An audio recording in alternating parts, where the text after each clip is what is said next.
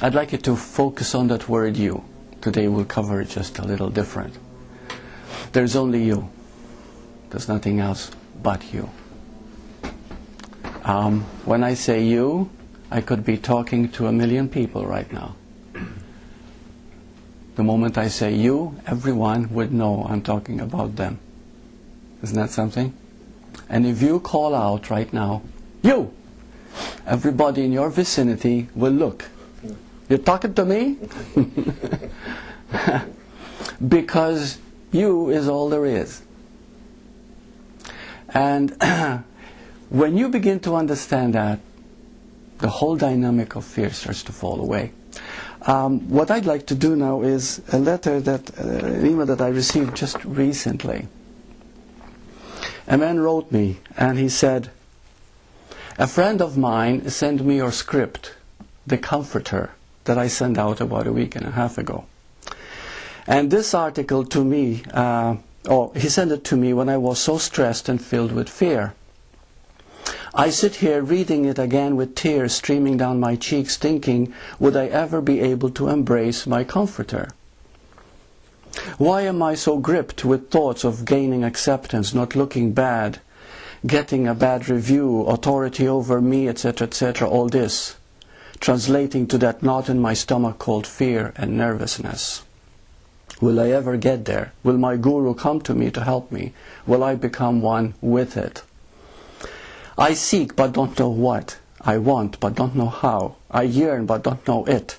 I cry not knowing why. Is it possible? Of course it's a cry for help, which is very, very common. But there's always the idea that the comforter, that which is divine, is something outside of you. Something that you're going to gain. And that is one of the blocks that keeps repeating over and over again. And one thing we awaken is that you is the now itself, is the divine itself. It is this moment. In fact, if we begin to understand this, we begin to see that all questions are answered. And I also wrote down just the basic 5 emails that I received, just their basic language, to show you that they can be answered very clearly and simply by understanding the simple thing. Now, what happens, because we have a human form and we live in duality, we create the past as you. So the moment you hear the word you, immediately you think of the past. The moment you think of yourself as the past, fear arises. But here's the thing about fear. Why is fear created? Here is the paradox. If you can understand this, wow, what an incredible bomb that would be.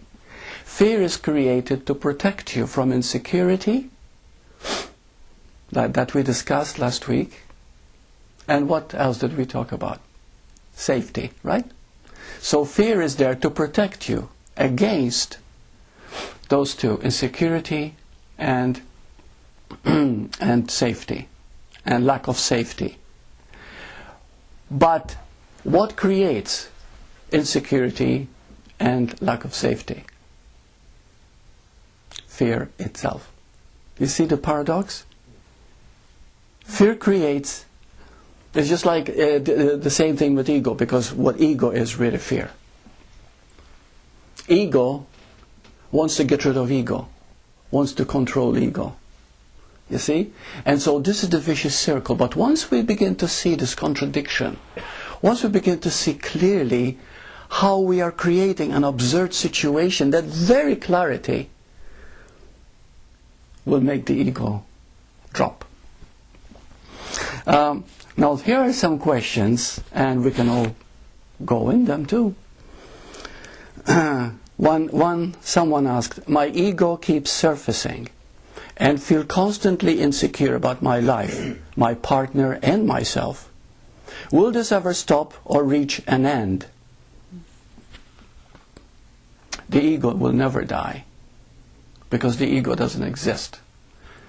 The ego will simply surrender when it realizes the absurdity of its own creation. Okay? The moment we begin to see the very absurdity and contradiction of it, that very seeing, and this is what we have to do. It takes courage to see that, because we like to indulge in the ego, because it's a protection. You see, the moment we feel lack of safety, we feel insecure, immediately we try to protect this idea of who we think we are, which is made up of the past. Your upbringing, your ideas, your training, who you think you are, your image, your identity. But who you are is this moment. In fact, if we are to ask ourselves, can I be other than this moment? The only time you live and breathe, take a breath, and it's always this moment. Always. Where your heart beating, it's always this moment. You can say it beat it. An hour ago, but the point is, no, it's now. It's always now. Everything is happening now. You're being aware only now. You cannot be aware yesterday or tomorrow. Now is the reality. Now is the eternal nature of is. The I am. You see? But we create two. And it is this two that creates all this pain, all these questions. They all come because you think you are two. You're not just now, but how am I going to achieve now? How am I going to attain now? Which is absurd, isn't it? Can you ever be there now? But this is what we're saying. Like, people, I want to awaken. Well, wake up and smell the coffee type of thing. Because it's now. See, but we think, I want to wake up soon, next week. Maybe I'll wake up whenever I read something powerful, when grace comes. You see, that's another thing. Yes, it's true, it's grace that awakens you. But what is grace? Now. You're in grace the moment you are totally empty. You see? You're totally now. So to repeat this question to this guy, when, my ego keeps surfacing, when will it die? When will it go away? Never. It can never go away. It can never die. You can only see the absurdity of it. And when you do, it surrenders. Another question. I keep praying to wake up and realize the truth. But all I have is hope. Now, we make a lot about hope. Okay, but let me say this. Okay? As long as you think life in the future is going to be better, you are blocking the very awakening. Because awakening can only happen now. Seeing it, this moment, the silence, that which you are, that which is listening now is it.